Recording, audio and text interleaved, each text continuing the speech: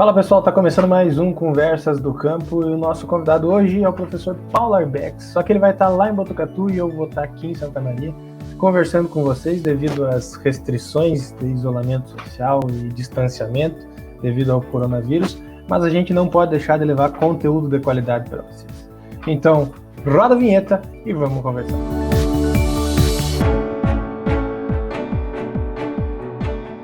Bom, professor Arbex, é um prazer enorme tê-lo, senhor, aqui conosco no Conversas do Campo. E para a gente iniciar, então, o que o senhor conceitua como plantabilidade, professor? Bom, Lucas, primeiro eu gostaria de agradecer o convite, né? O convite seu do Mais Soja. É sempre um prazer falar com vocês. Além de amigos, né? Eu vejo vocês como você como um grande profissional e eu tenho muito respeito pelo Mais Soja e fiz questão de estar aqui. Em relação à sua pergunta, plantabilidade, né? O que é plantabilidade? E tem uma coisa que é bem legal dessa pergunta, que se você for procurar em qualquer lugar na internet, aí vão falar que plantabilidade é a boa distribuição de plantas no suco, né? E não é só isso. É também, né? Você distribuir homogêneo equidistante as sementes. Porém, mais que isso, tem a profundidade, que é muito importante. Então, a gente, além de distribuir bem a semente, tem que colocar na profundidade correta. E terceira coisa, com a população adequada, né? Cada material de soja, de milho que a gente tem, ele tem uma população, ele tem uma população adequada. Então, isso que é bacana a gente falar também. Então, uniformidade, distribuição, em profundidade e população adequada. Isso é plantabilidade. Então, a gente, resumindo isso que o senhor falou, a plantabilidade é uma ótima semeadura, vamos dizer assim, né? Exatamente. A plantabilidade é uma ótima semeadura. Eu fazer a semeadura com capricho e do jeito certo. Perfeito, perfeito. Então, professor, o senhor conceitou para a gente, então, o que é a plantabilidade. Seguindo nessa mesma linha, o que a plantabilidade vai interferir lá na frente? Essa semeadura, essa qualidade de semeadura, vai interferir lá na minha produtividade? Show de bola a pergunta também. O que acontece? Primeira coisa, em qualquer cultura, sem umas mais, outras menos, a boa distribuição de plantas, que é um dos conceitos da plantabilidade, ele vai refletir em produtividade, tá certo? Então, tem um conceito errado que a turma fala assim, da soja, por exemplo, fala assim, posso jogar qualquer quantidade de semente que no fim ela se compensa lá. Não é muito verdade isso, né? Não é verdade isso hoje. Pelos materiais que a gente tem, tá mais do que provado, nós temos trabalhos em campo aí mostrando isso, Lucas, e a boa distribuição de planta, ela vai acarretar uma maior produtividade, né? É claro, porque daí cada semente, cada planta, ela tem o lugar dela, né? Então, sem duplas, né? Sem uma do lado da outra, ou sem falhas, que é outra coisa também que a gente tem quando tem uma má plantabilidade, a probabilidade de eu ter uma maior produtividade é muito maior, né? Então, tudo começa ali na hora da plantabilidade. O sucesso da lavoura está ali no plantio. Perfeito, perfeito. E, professor, o material genético que eu uso, seja ele milho ou soja, que eu acho que são as duas principais culturas que o senhor trabalha aí no GPD, né? Depois o senhor pode até falar um pouquinho o que é o GPD para a gente. Vai ter alguma interferência nessa semeadura? Sim, excelente também. O que acontece? Eu não sou, já falo para você, Lucas, eu não sou vendedor de semente, eu não tenho contrato com sementeiro, só que para mim, pelas nossas pesquisas, pelas nossas andanças a campo aí, ficou muito claro que o que acontece? O sucesso está na plantabilidade e numa semente de alta qualidade. Então, quanto melhor qualidade da semente, o que acontece? Quando a gente fala de qualidade de semente, a gente está falando de vigor, germinação, tá? Ou uma semente padronizada, uma semente com qualidade física e fisiológica, o que vai acontecer? Eu vou ter duas coisas, o arranque melhor e elas mais uniformes. Então, se eu tenho uma qualidade boa de semente, com esse arranque melhor, me garante também, né, a probabilidade de ter uma maior produtividade. Então, semente de qualidade, tanto para milho quanto para soja, e quanto para todas as culturas, deve ser prioridade. Deve ser prioridade número 1, tá certo? Então, isso aí é bom também falar, Lucas, até para desmistificar, né?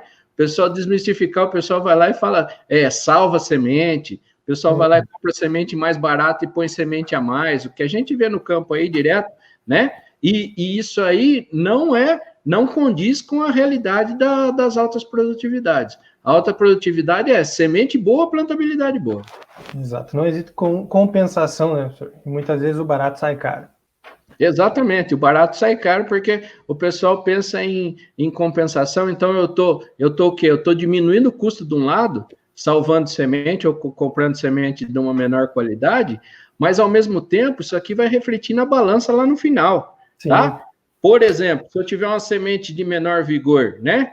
De menor vigor, o que acontece? Ou se eu tiver uma plantabilidade ruim, vamos dar 2 casos. Uma semente vai nascer primeiro que a outra. Ela nasceu primeiro que a outra, essa segunda aqui vai ficar dominada.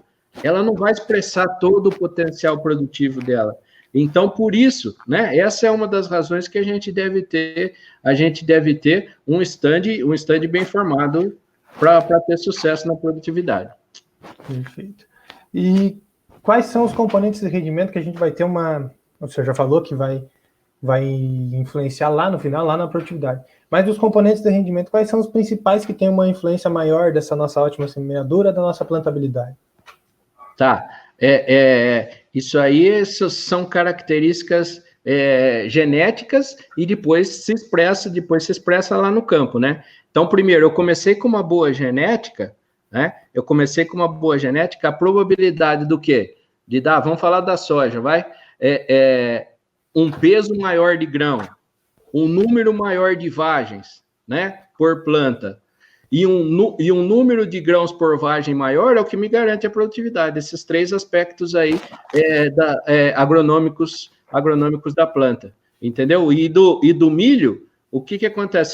Se eu tiver uma boa distribuição de planta, né, ele pode garantir com todas as condições de ambiente e condições genéticas que ele tem, vai me refletir aonde? Numa espiga melhor, numa espiga maior, mais pesada. Se eu tenho uma espiga maior, mais pesada, e a quantidade de plantas adequada, isso aí reflete na balança também. Perfeito. Então, professor, para a gente fechar aqui, vamos fazer a última perguntinha. Falar de compactação. O que a compactação vai interferir na minha plantabilidade? E como que a gente pode minimizar, reduzir os danos da compactação na minha semeadura? Show de bola. O que acontece? Primeiro, vamos conceituar a compactação, né, Lucas? A compactação, o que aconteceu? Com o advento do aumento da mecanização, que é uma realidade agora, né? Há 15, 20 anos atrás, você não via esse boom da mecanização que nem eu tenho hoje. Hoje, o que eu tenho? Máquinas maiores, né? Às vezes, o plantio direto também, que daí paramos de mobilizar o solo. Com isso, não vamos ser bobo. O que aconteceu? Eu tenho efeito físico no solo, que é a compactação, tá? Então, daí vamos lá. A compactação, o que ela pode alterar? Se eu tenho um impedimento físico no solo, ele pode alterar a primeira coisa, desenvolvimento de raiz, tá? E tem algumas culturas que já foi provado, isso aí tem vários estudos, por exemplo, a soja. Se eu tiver qualquer impedimento físico, né? Qualquer impedimento físico que está atrapalhando o crescimento normal da raiz lá, eu vou ter problema.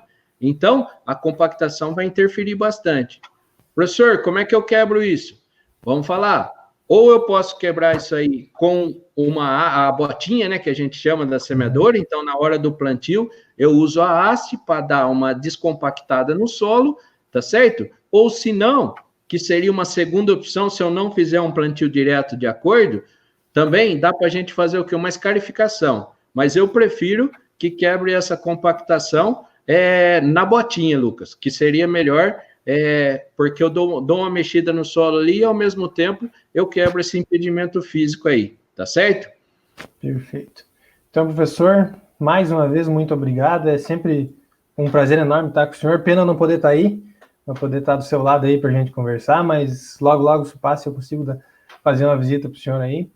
Agradecer enormemente o senhor, o GPD, que sempre me recebe com muito carinho quando eu estou em São Paulo. Se o senhor quiser dar o seu recado final aí, conversar com o pessoal, falar um pouco do GPD, o que vocês fazem, a gente está com o espaço aberto aí para o senhor. Muito obrigado mais uma vez. Ô, Lucas, eu que agradeço, viu? Eu que agradeço todo o carinho seu aí. Você sabe que a gente tem um carinho enorme por você. Nós aqui do GPD, você sempre será bem-vindo aqui, né? Aqui em Botucatu, aqui em São Paulo, onde você estiver. Falar o GPD, obrigado por abrir essa oportunidade, porque o GPD é um filho que a gente tem, né? É um legado aí, o grupo de pesquisa nosso, aonde a gente tem como missão duas coisas, né?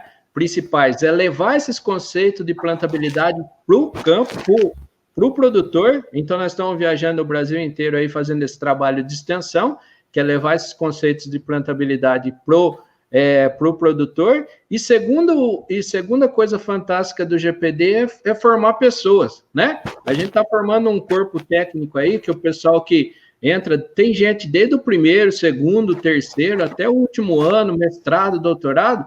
Então, a gente está formando também, acho que profissionais de alto nível aí para poder sair no mercado e poder dar conta desse agro nosso que é tão importante aí. Então, eu agradeço mais uma vez, viu, Lucas?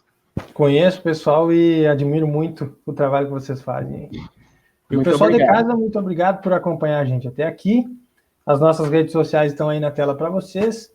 Curte e compartilhe o nosso vídeo para a gente chegar cada vez mais longe. Segue o pessoal do GPD, segue o professor Paulo Arbex. Muito obrigado pelo carinho de vocês e até a próxima.